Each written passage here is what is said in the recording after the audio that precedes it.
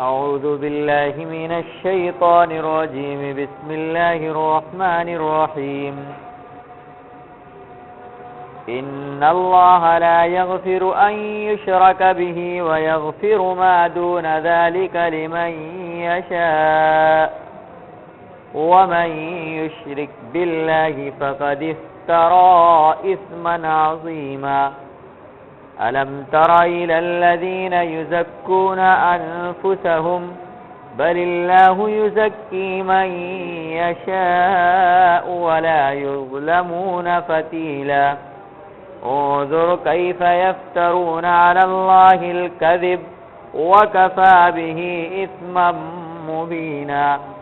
ألم تر إلى الذين أوتوا نصيبا من الكتاب يؤمنون بالجبت والطاغوت ويقولون للذين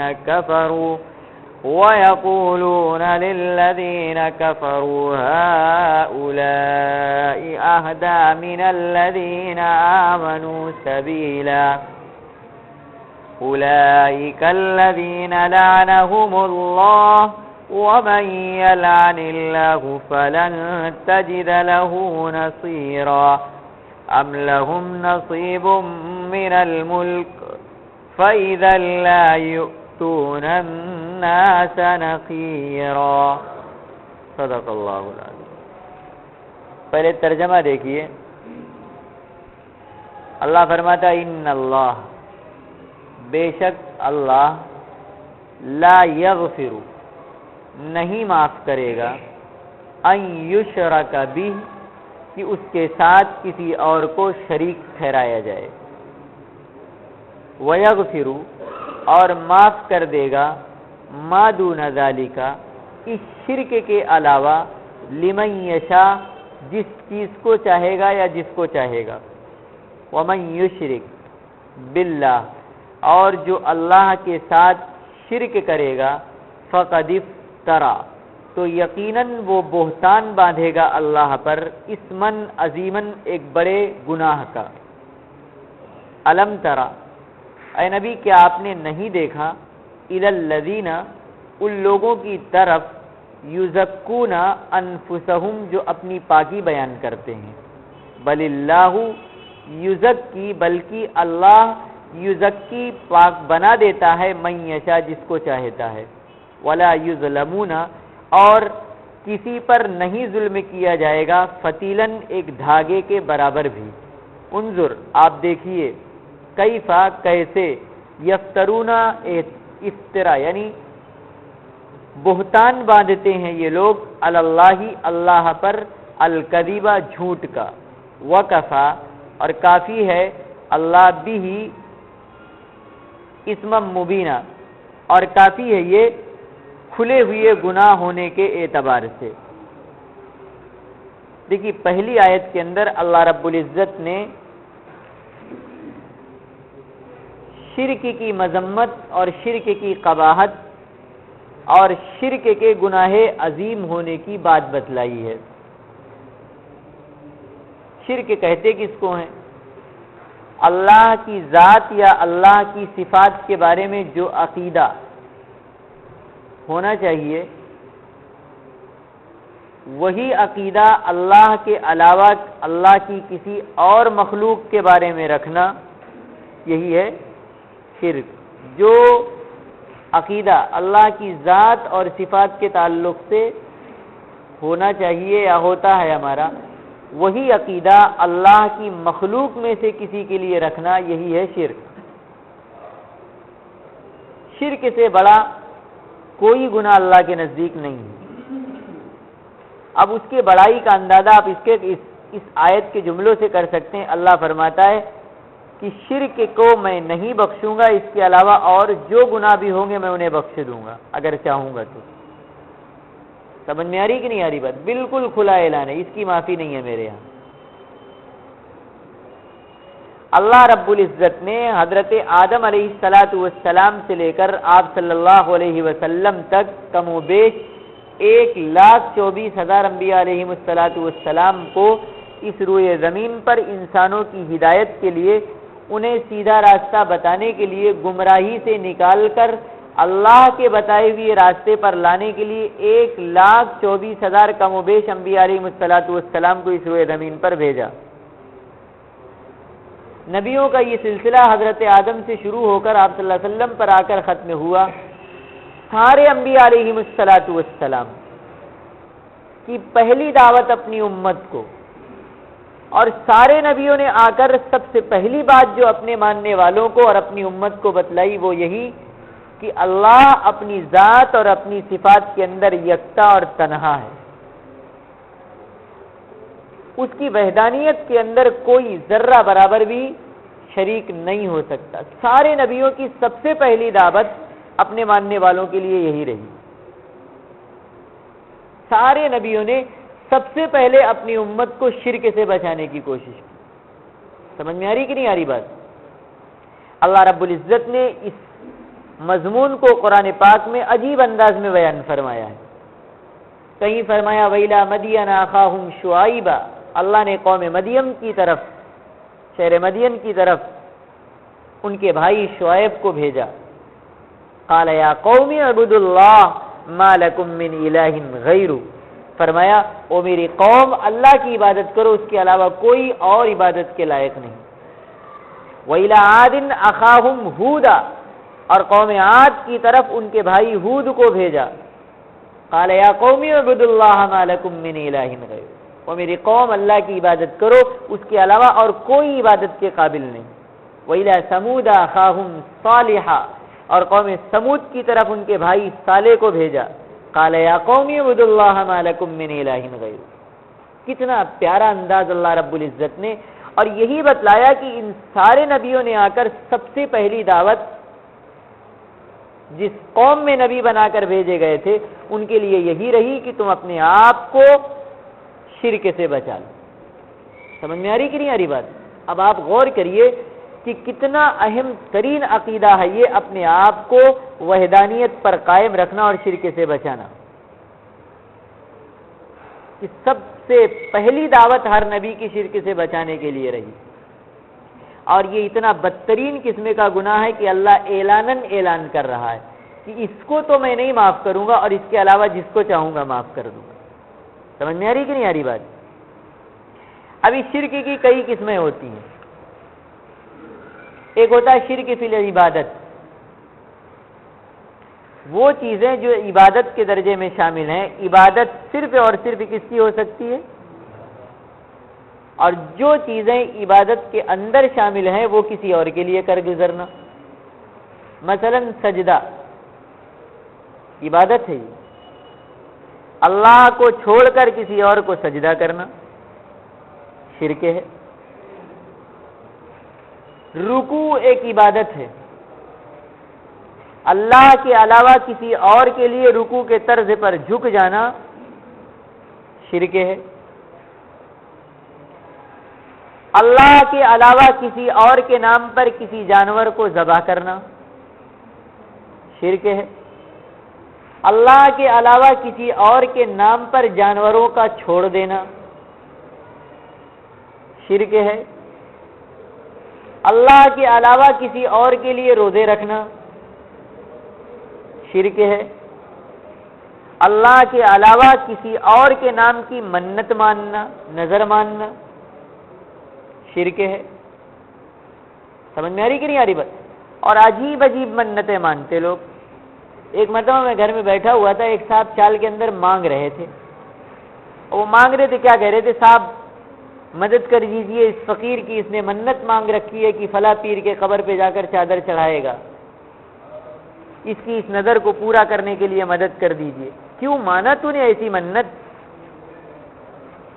جب تیرے پاس تھا نہیں تو؟ دوسری بات، چادر چڑھانا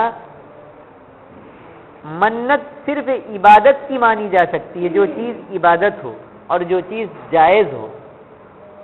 چادریں چڑھانا یہ عبادت میں شامل ہے۔ سمجھ میں آ رہی کہ نہیں؟ دماغ نہیں جاتا، تصور اس طرف نہیں جاتا، حالانکہ یہ شرک کے اندر شامل ہو جاتی چیزیں۔ اسی طریقے سے شرک فی العبادت میں یہ بھی شامل ہے کہ آدمی اللہ کے علاوہ کسی اور کے نام کی تسبیح پڑھے، اللہ کے علاوہ کسی اور کے نام کی تسبیح پڑھے، دوسروں کے نام کی تسبیحات بھی پڑھی جاتی ہیں۔ اسی طریقے سے بیت اللہ کے علاوہ کسی قبر یا کسی اور مکان کا طواف کرنا، یہ بھی شرک ہے۔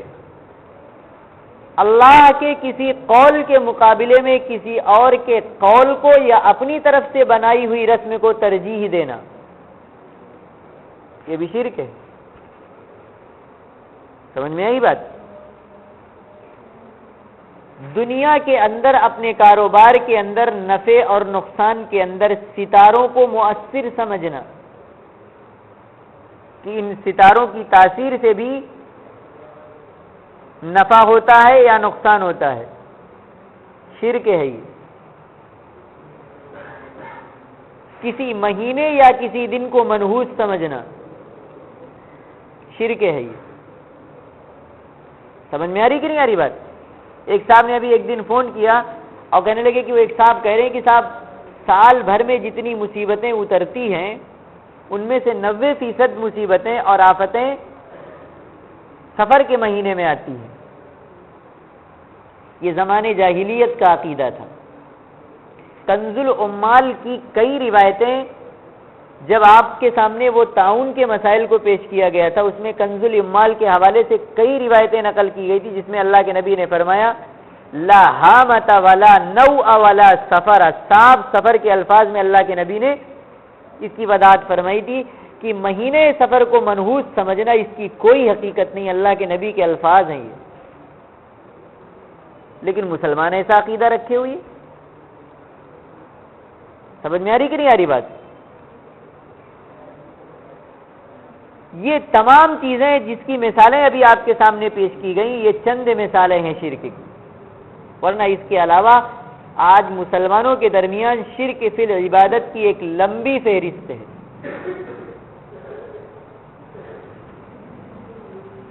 اسی طریقے سے شرک کی ایک قسم یہ بھی ہے شرک فی العلم،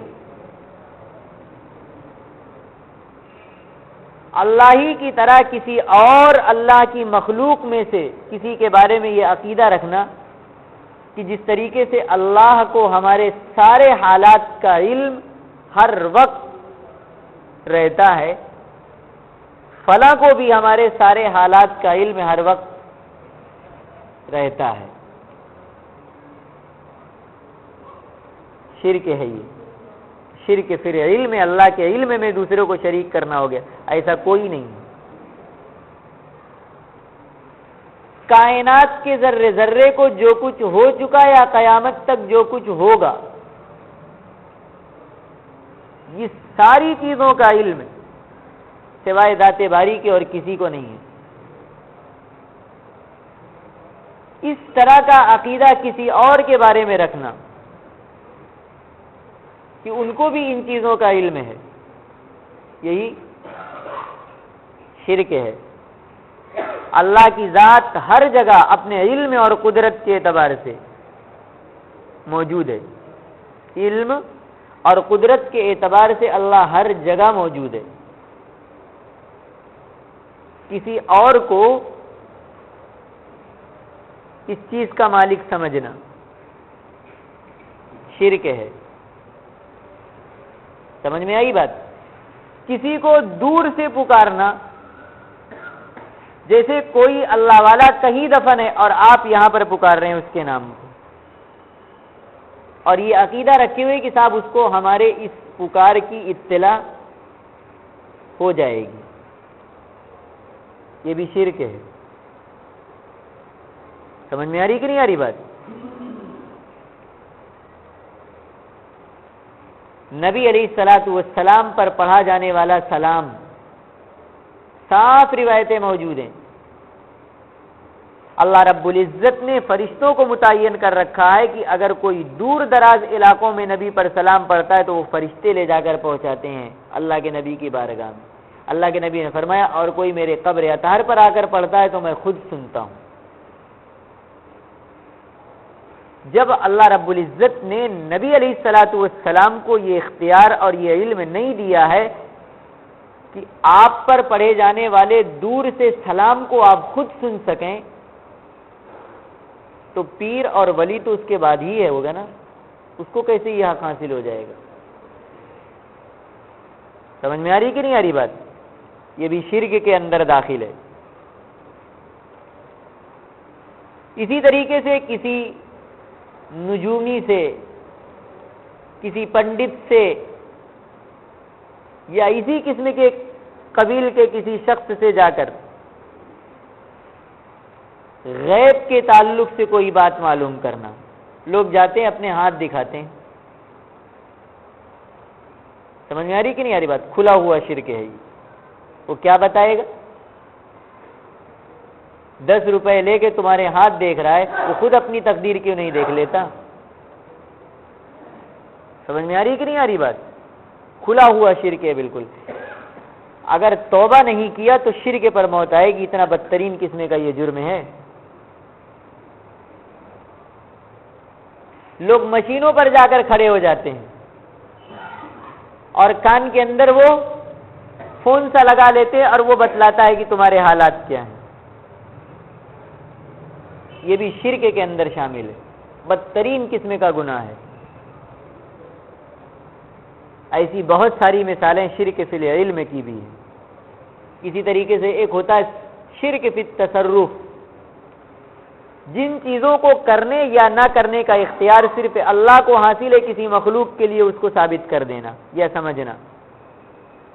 مثلا اللہ کے علاوہ کوئی کسی کو ایک رائی کے دانے کے برابر بھی نفع نہیں پہنچا سکتا اگر اللہ نہ چاہے،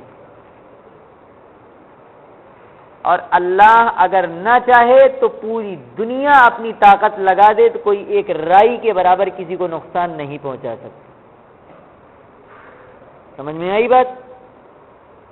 اللہ کے علاوہ کسی اور کو نفع اور نقصان کا مالک سمجھنا، سمجھ میں آئی بات؟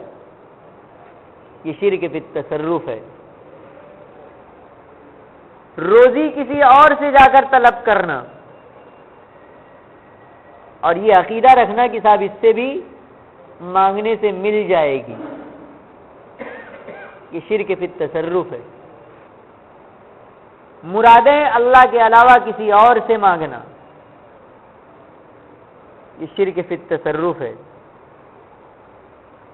اولادیں کسی اور سے مانگنا، یہ شرک فی التصرف ہے۔ حضرت عائشہ نے اللہ کے نبی علیہ الصلوۃ والسلام سے درخواست کی تھی، خواہش کا اظہار کیا تھا کہ میری بھی گود بھر جاتی تو مجھے خوشی ہوتی۔ اللہ کے نبی نے کیا فرمایا تھا؟ عائشہ یہ اختیار تو اللہ کو حاصل ہے۔ انبیاء علیہم الصلوۃ والسلام نے حضرت ابراہیم علیہ الصلوۃ والسلام بڑھاپے کی عمر کو پہنچ گئے، 80 سال کے اوپر عمر تجاوز کر گئی۔ حضرت زکریا علیہ الصلوۃ والسلام بڑھاپے کی عمر کو پہنچ گئے، تمنا بار بار آتی رہی، خواہش بار بار پیدا ہوتی رہی، لیکن یہ اختیار حاصل نہیں تھا ان کو کہ وہ خود اپنے تصرف سے اولاد پیدا کر لیں۔ اللہ سے مانگا، دعا کی، ان دعاؤں کا تذکرہ قرآن نے کیا ہے، اور بڑھاپے کی عمر میں اللہ نے دعا پر قبول فرما کر اولاد عطا کی۔ جب نبی کو یہ اختیار حاصل نہیں ہے، دل ہی کے دل کے اندر خواہش اور تمنا رکھے ہوئے کہ اولادیں خود اپنے تصرف سے پیدا کر لے، تو پھر اولیاء اکرام کو یہ اختیار کیسے حاصل ہو جائے گا؟ سمجھ میں آ رہی کہ نہیں آ رہی بات؟ اس لیے مرادیں مانگنا، اولادیں مانگنا اللہ کے علاوہ کسی اور در سے، یہ شرک فی التصرف ہے۔ بات سمجھ میں آ رہی؟ تو ایسے ہی بہت ساری مثالیں آپ کے سامنے اگر گنائی جائیں تو شرک فی العلم کی بھی آ جائیں گی، شرک فی التصرف کی بھی آ جائیں گی، شرک فی العبادت کی بھی آ جائیں گی، شرک فی الصفات کی بھی آ جائیں گی، اور شرک فی الذات کی بھی آ جائیں گی۔ بھئی ایک تو کھلم کھلا شرک ہے فی الذات، جو اللہ کو نہ ماننے والے وہ کر رہے ہیں۔ کسی نے رام کو خدا بنا رکھا ہے، کسی نے راون کو خدا بنا رکھا ہے، کوئی چاند کے آگے جھک رہا ہے، کوئی ستاروں کے آگے جھک رہا ہے، کوئی سورج کے آگے جھک رہا ہے، کوئی پیپل کے آگے جھک رہا ہے، کوئی برگد کے آگے جھک رہا ہے، کوئی بیل کے آگے جھک رہا ہے، کوئی گائے کے آگے جھک رہا ہے، کوئی شیر کے آگے جھک رہا ہے، کوئی سانپ کے آگے جھک رہا ہے۔ اب وہ تو چھوڑو، گوبر کی بھی پوجا ہو رہی۔ جب ایک در سے سر ہٹا تو اللہ نے غلاظت کے آگے بھی جھکا دیا، لے جھک کتنے کے آگے جھکے گا؟ اب اس سے زیادہ غلیظ ترین کیا چیز ہوگی؟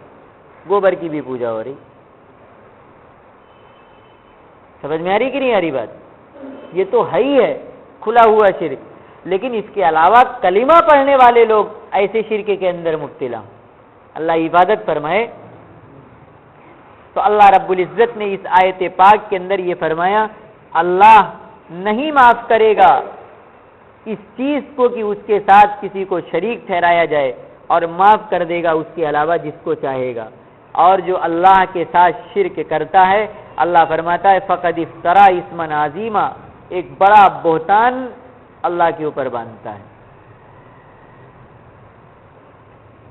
یہ بہتان کیسے ہے؟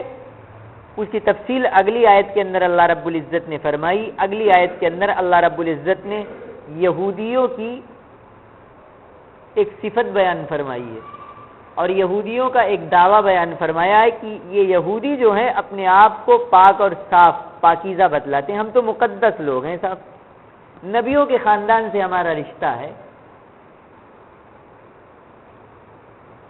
اور یہ رشتہ ہی ہمارے لیے بس ساری پاکی اور صفائی اور اعلیٰ ہونے کی دلیل ہے، اور اگر تھوڑا بہت ہم سے گناہ ہو بھی گیا تو وہ رشتہ کاہے کا ہے ہمارا؟ پھر وہ سب دیکھ لیں گے انبیاء علیہ الصلوۃ والسلام۔ نحنو ابناء اللہ واحباؤ، ہم تو اللہ کے بیٹوں میں شامل ہیں اور اللہ کے محبوب ترین لوگوں میں شامل ہیں۔ اللہ فرماتا ہے اے نبی کیا آپ دیکھتے نہیں، یزکون انفسہم، یہ اپنی پاکی بیان کرتے ہیں، یعنی اللہ نے ان کی مذمت بیان فرمائی اس آیت پاک کے اندر۔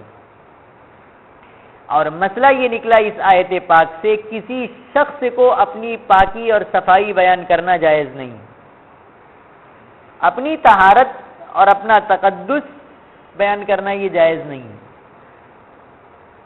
3 وجہوں سے۔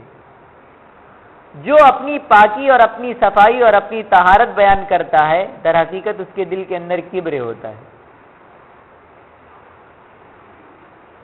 پہلی وجہ اپنے پاکی اور صفائی بیان کرنے کی ممانعت۔ دوسری وجہ جو اپنی پاکی اور اپنی طہارت بیان کرتا ہے، کیا اس کو یقین ہے کہ اس کا ایمان پر خاتمہ ہو جائے گا؟ کوئی کہہ سکتا ہے دعوے سے؟ کوئی نہیں کہہ سکتا کہ اس کا خاتمہ ایمان اور یقین، تقوی اور طہارت پر ہی ہوگا۔ اب اس کے باوجود بھی کوئی اپنی پاکی اور صفائی بیان کرتا ہے تو گویا کہ خوف الہی، خشیت الہی اس کے دل کے اندر نہیں ہے۔ جس دل کے اندر اللہ کا ڈر اور خوف ہوگا وہ کبھی اپنے آپ کو پاکیزہ بنا کر لوگوں کے سامنے پیش نہیں کرے گا اپنے زبان سے۔ اگر پیش کرتا ہے تو سمجھ لیجئے خشیت الہی کی کمی ہے اس کے دل کے اندر۔ حضرت زینب فرماتی ہیں کہ اللہ کے نبی علیہ الصلوۃ والسلام نے ایک مرتبہ میرا نام پوچھا، میں نے کہا برہ، اس وقت میرا نام برہ تھا، تو نبی علیہ الصلوۃ والسلام کے سوال پر میں نے اپنا نام بتلا دیا۔ اللہ کے نبی نے کیا فرمایا معلوم؟ فَلَا تُزَكُّوا أَنفُسَكُمْ اللہ اعلم، اپنی برہ کا مطلب ہوتا ہے گناہوں سے پاک اور صاف۔ اللہ کے نبی نے فرمایا اپنی پاکی اور صفائی نہ بیان کرو، اللہ ہی جانتا ہے کون پاکیزہ اور طاہر ہے۔ حضرت زینب فرماتی سموہا زینب، اللہ کے نبی نے برہ نام بدل کر زینب نام رکھ دیا۔ سمجھ میں آئی کہ نہیں آئی بات؟ اسی طریقے سے تیسری وجہ اپنی پاکی اور طہارت بیان کرنے کی ممانعت، جو شخص اپنی پاکی اور صفائی دوسروں کے سامنے بیان کرتا ہے، بھئی میں تو ایسا ہوں، میرے معاملات تو ایسے ہیں، بھئی جس شخص سے اپنی پاکی اور طہارت بیان کر رہا ہے، یہ بھی تو ہو سکتا ہے وہ آپ کے بارے میں ایسا عقیدہ اور تصور اپنے دماغ کے اندر بیٹھا لے کہ یہ بالکل گناہوں سے پاک اور صاف اور عیبوں سے بالکل پاک ہے، حالانکہ دنیا کے اندر کوئی انسان ایسا ہے جو عیبوں سے پاک ہو؟ جھوٹ ہو جائے گا نہیں ہو جائے گا؟ ہاں، اور وہ ایک الگ سا تصور اپنے دماغ کے اندر آپ کے لے کر لے جایا جائے گا جو تصور جھوٹ ہوگا۔ ان تینوں وجوہات کی بنا پر اور اس آیت کو سامنے رکھ کر علماء نے یہ مسئلہ نکالا کہ کسی شخص کو اپنے زبان سے اپنی صفائی اور اپنی پاکی اور طہارت اور تقدس بیان کرنا جائز نہیں ہے۔ ہاں، اگر کوئی شخص ایسا ہے جو ان تینوں عوارضات سے پاک ہے، دل میں کبر نہیں ہے، خشیت الہی اعلیٰ درجے کی اس کے دل کے اندر ہے، اور کسی کے سامنے اس کی طہارت بیان کرنے سے اس کے غلط تصورات دل کے اندر قائم نہیں ہو جائیں گے، تو تحدیث بالنعمت،